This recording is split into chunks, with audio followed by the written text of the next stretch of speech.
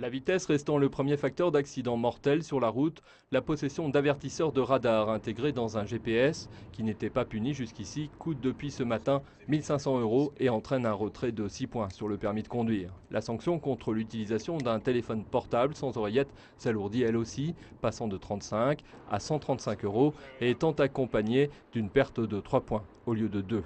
Idem pour le franchissement de la ligne blanche d'une bande d'arrêt d'urgence sans être en panne, qui est désormais puni de 135 € au lieu de 35. Autant d'alourdissements de peine qui satisfont les associations qui regrettent le mauvais bilan de la sécurité routière de 2011, qui avec presque 4000 morts sur les 11 premiers mois de l'année, est bien loin de l'objectif de 3000 qui devait être atteint à la fin 2012.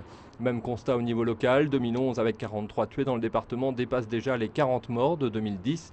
La vitesse étant là aussi souvent en cause, la prévention routière apprécie la guerre déclarée contre les avertisseurs.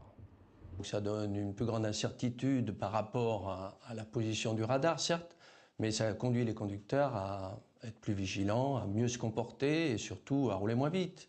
Donc c'est une bonne chose, une bonne mesure. Autre sujet d'inquiétude pour les associations, le nombre grandissant d'accidents en deux roues. 14 motards se sont tués en 2011 sur les routes essonniennes. Ils représentent 32% des accidents mortels. Des mesures plutôt mal vécues par les automobilistes et parfois par les concessionnaires. Elles deviennent de plus en plus répressives, c'est clair. Maintenant, il est clair qu'il faut que tout le monde fasse des efforts pour baisser le nombre de tués sur les routes, mais on va loin, on arrive très très loin.